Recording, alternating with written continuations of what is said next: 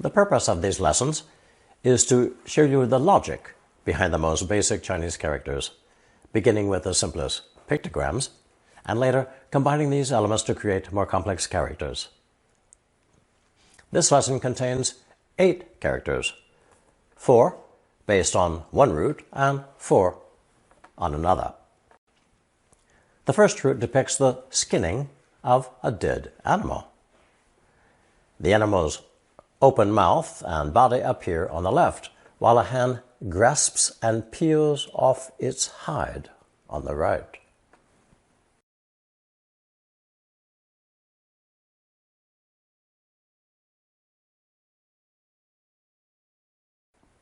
This character is pronounced second tone, pi, pi,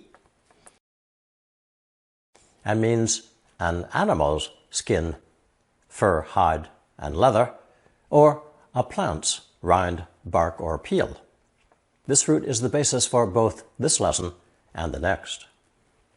The second root is a much less common character, referring collectively to silk fabrics, which we'll get into later in the lesson.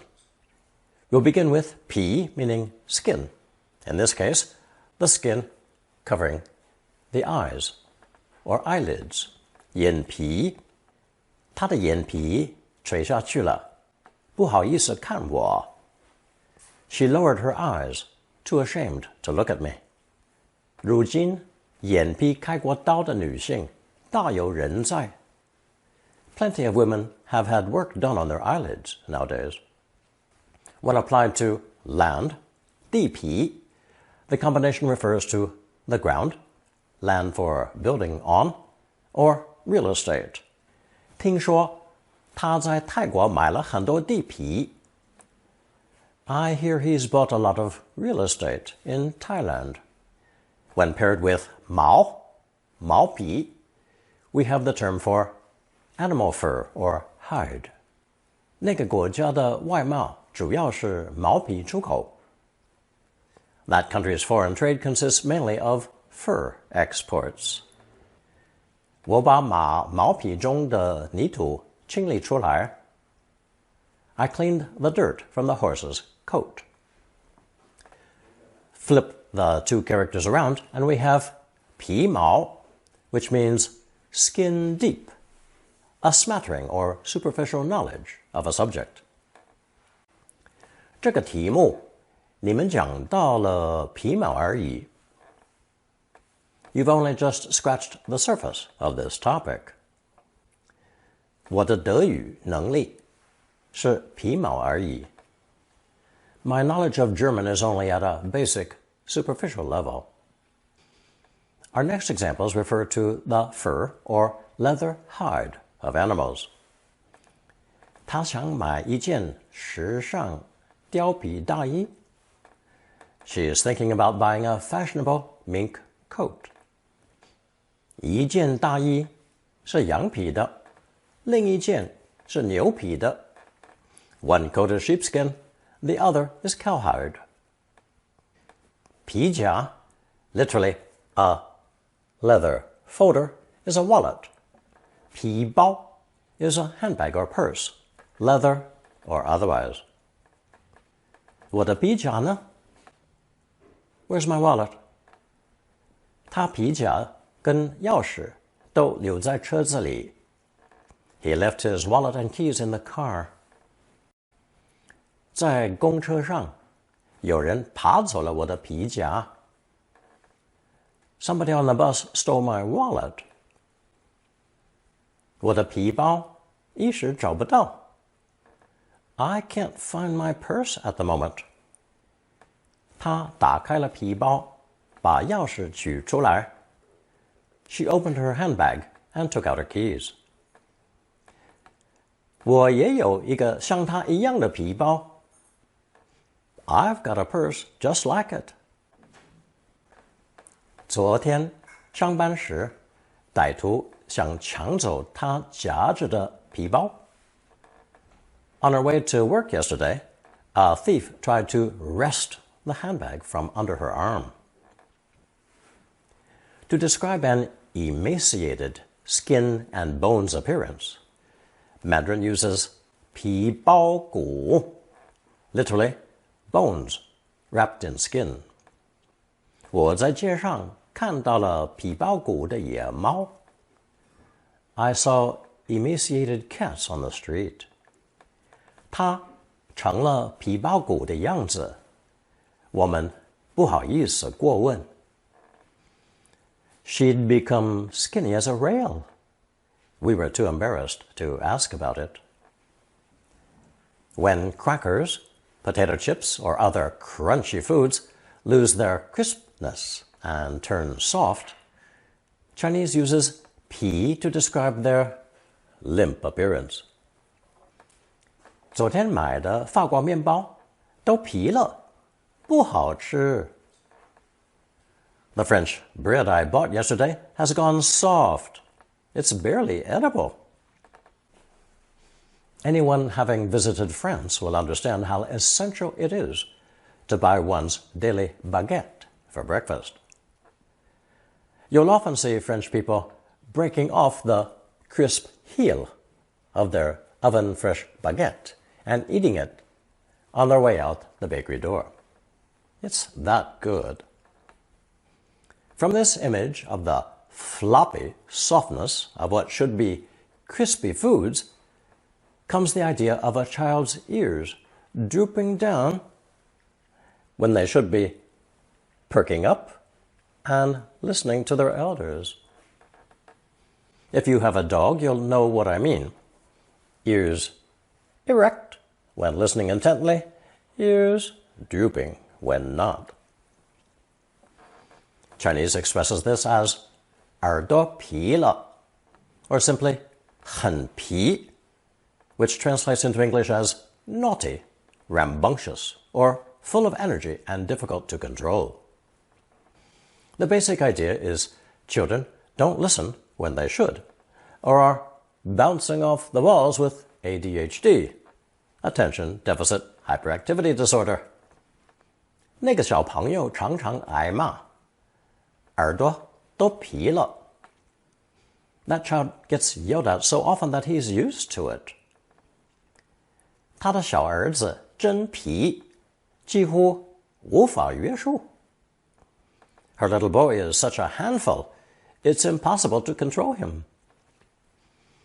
Our next character takes 皮 as both phonetic and semantic element, a spin-off of the original because it means to throw on a garment, as one would a cape or shawl, literally like loose skin.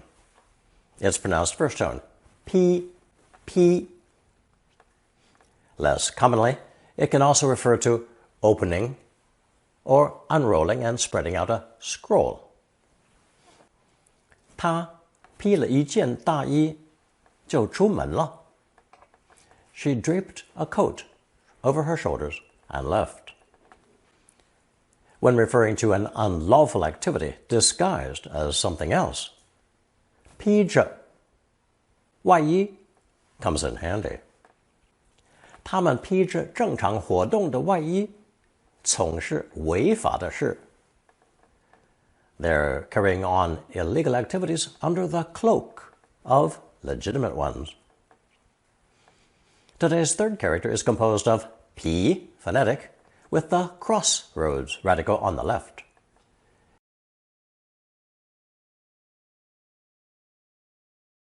It's pronounced third tone, 比, 比. My Chinese dictionary explains it as moving from here to there, just as the hide is grasped and pulled away from the dead animal. Here to there. For this reason, it became a pronoun, meaning that, those, or over there, more formal than colloquial 那, and thus the opposite of 死. 彼时 therefore means at that time, and 彼地 means at that place. 看完电影之后，才了解彼时彼地人的生活. Not until after watching the film did I realize how life was for people at that time and place.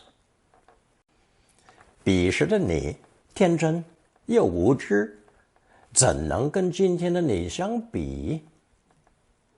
You were naive and ignorant. How can you compare yourself then and now? 此一时，彼一时，不想生子的男女越来越多。That was then. Times have changed. More and more couples don't want children. A very common phrase is 彼此, meaning each other or one another. Literally, there and here, or you there and me here. 我跟小刘彼此很了解。小刘 and I understand each other very well. Notice that in English we are compelled from a very young age to put others before ourselves as a matter of courtesy. This obviously doesn't hold true for Chinese. Therefore, 我跟小刘 is me and 小刘, or in proper English, 小刘 and I. 两个人都是行家，彼此一点就通。Both being experts, they were on the same wavelength. Literally, simply touching on a topic is sufficient to communicate with a well-informed person. No drawn-out explanations necessary. 朋友之间不分彼此。Good friends share everything. 我跟哥哥从小就不分彼此。Since we were little, my brother and I made no distinction between his things and mine. As I just mentioned, good manners require that the other person be mentioned first. Not so in Chinese. 我跟哥哥 me and my brother. When spoken twice, 彼此彼此 means we're both in the same situation. Notice that the phrase can be used to refer to the speaker or the listener, to say me too or you too. And there's no change for an affirmative or negative response. Whereas in English we have to choose between me too and me neither. 我吃的太多了，彼此彼此，我也是。I've eaten too much. Same here. 这件事很麻烦您，使您很累。彼此彼此。That was a lot of trouble on my behalf. It wasn't easy for you. For you either. "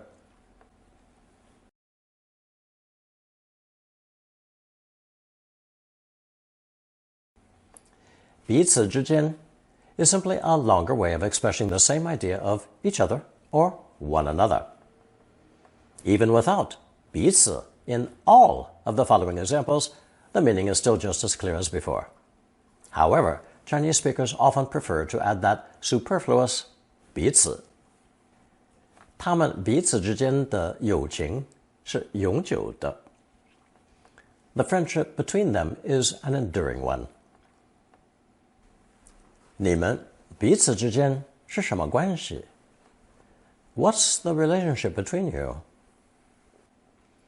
我们为何彼此之间不能好好沟通？ Why can't we get through to each other? 我们彼此之间常常通信。We often write to each other. 这两者彼此之间有何关联？ What's the connection between the two? 他们彼此吵架，吵得很多。They argue a lot. 他们彼此道别后，个别骑车子走了。After saying goodbye, they rode off on their bicycles.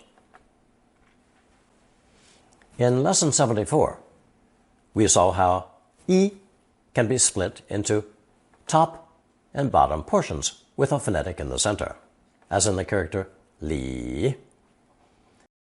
Now in today's fourth character, the clothing radical is squeezed to the left with P on the right, serving as both phonetic and semantic component.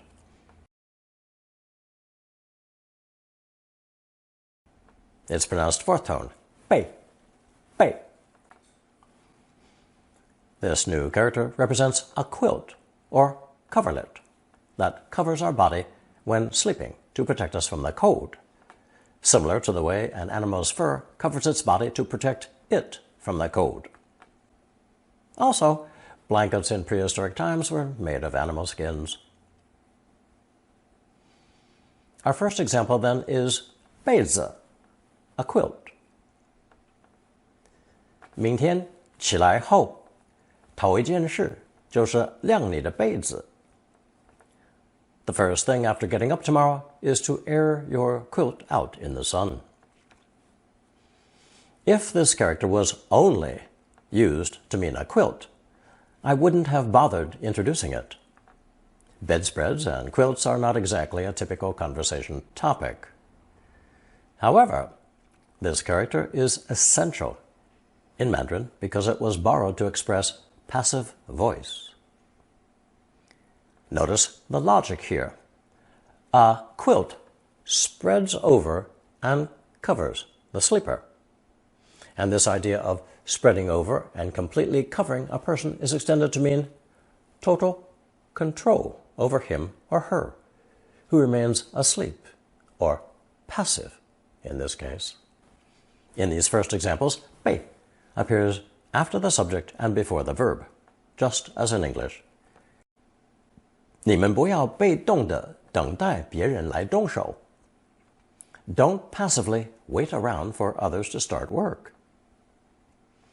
被动 is the usual translation for passive.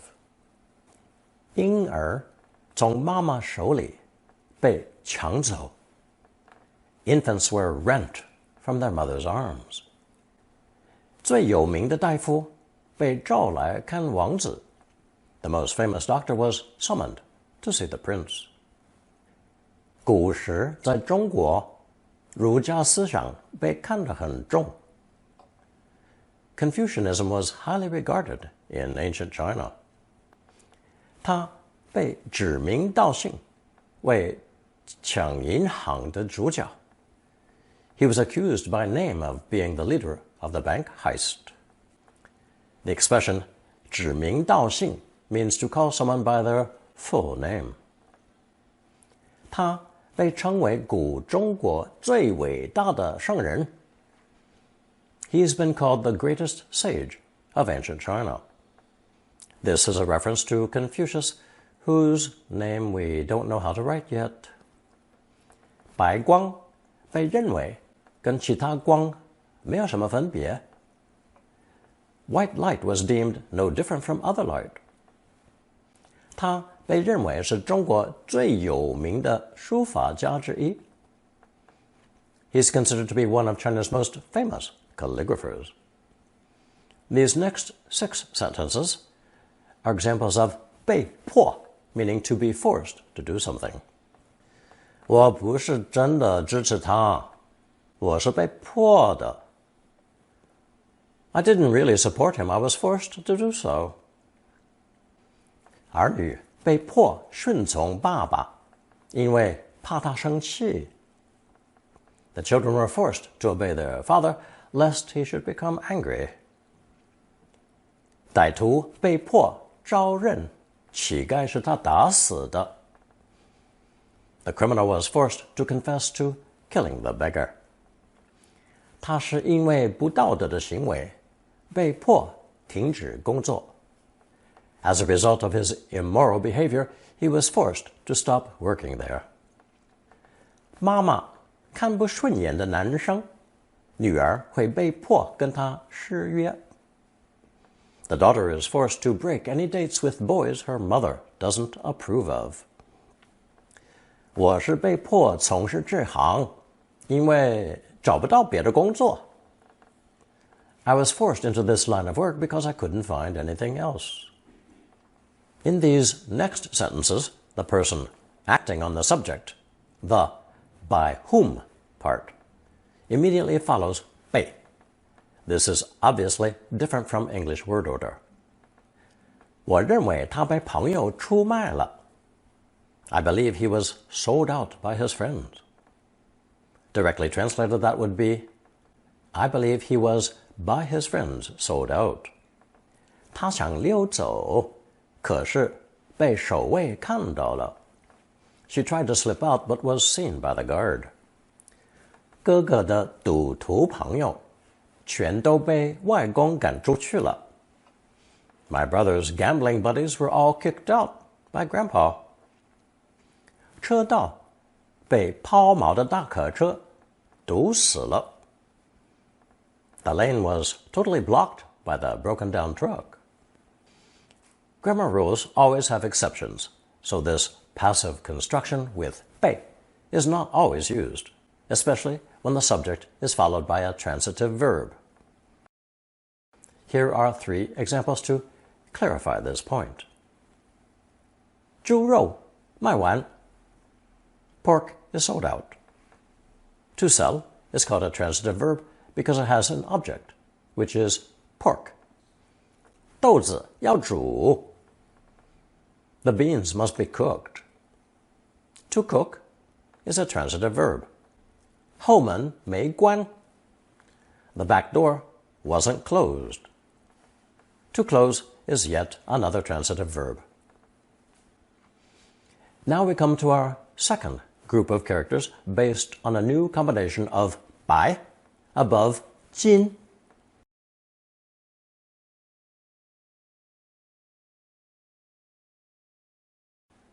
Pronounced second tone, 薄, 薄. As a phonetic, 白 is often read 薄, just as in this new character, which means white cloth, or more precisely, undyed silk fabric. Due to its very precise meaning, 薄 is not very common, usually describing ancient books written on silk or paintings on silk. 从这本帛书可以看出彼时彼人的思想. From this silk book can be gleaned what people thought at that time. 这些帛画主人不肯易手. The owner refuses to part with these silk paintings. Jade objects and silk fabrics were often presented as state gifts to foreign rulers visiting ancient China. So the phrase 玉帛 refers to these expensive gifts. This gives us a new 7-character idiom. 化干戈为玉帛. Literally, to turn weapons of war, 干戈, into lavish gifts, 玉帛. Or simply to turn hostility into friendship. Somewhat reminiscent of the English phrase to bury the hatchet. Here are 3 sentences. 如何使两国之间化干戈为玉帛? How can we turn the hostility between the 2 countries into friendship? 从你们化干戈为玉帛，妈的心情好多了. Ever since you 2 buried the hatchet, Mom's been in a much better mood. 要么化干戈为玉帛，要么分家一了百了. Either resolve this amicably, once and for all, or split up and go your separate ways. Remember that 分家 means to divide up family property and live apart. Also, notice the construction 要么, 要么, meaning either or. This is similar in meaning to 要不然, otherwise. Here's another example since this is the first time I've used this pattern. 要么他来，要么我去，我们一定得会面. Either he comes here or I go there. We have to meet one-on-one. Using this newly introduced silk fabric component, 帛, we can now create another character, pairing the silk radical with 薄.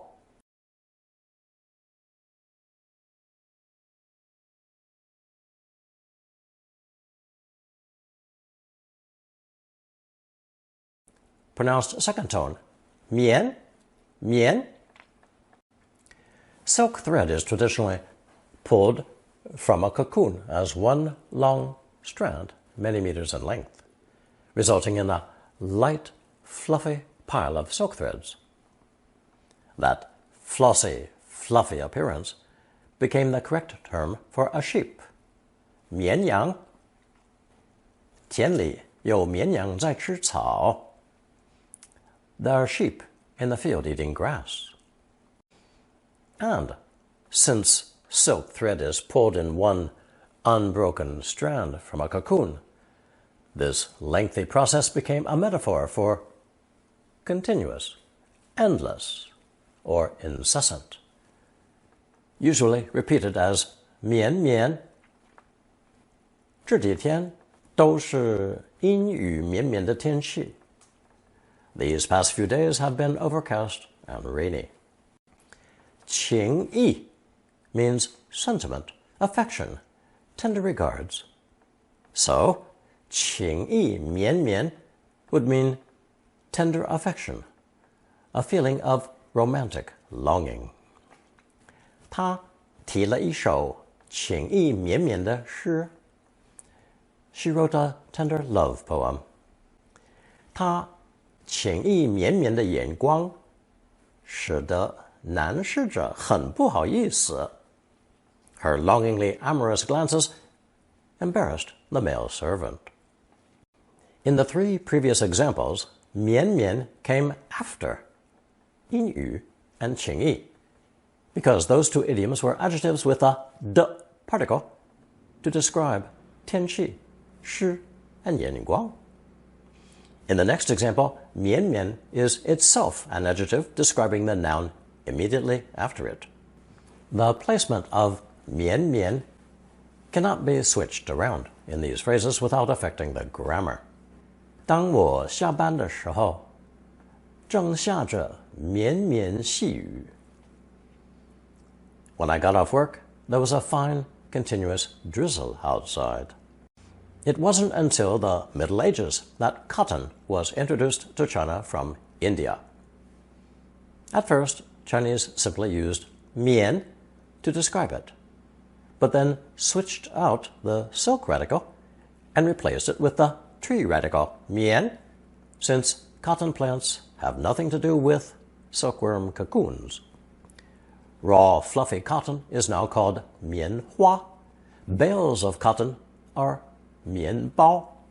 行情不好，连一包棉花都不易脱手. If the market for cotton isn't good, it's not easy to unload even one bale. 棉花包正在称重. The cotton bales are being weighed. 棉花贸易如今行情看好. The outlook for the cotton trade is good now. Traditional quilts in China were made of cotton before the widespread use of cheaper synthetic fibers. So a cotton quilt in Mandarin is 棉被. 天气凉了，屋子里有棉被可以使用. It's chilly.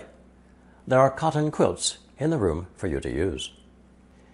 细雨绵绵的天气使得棉被都湿湿的. The incessant rain had made the cotton quilts feel damp. Notice what I just explained about the placement of 绵绵. Chinese characters have no grammatical endings to signal their function within the sentence, so word order is very important to convey the proper meaning. Today's final character takes 薄 and adds the metal radical 金 as the phonetic.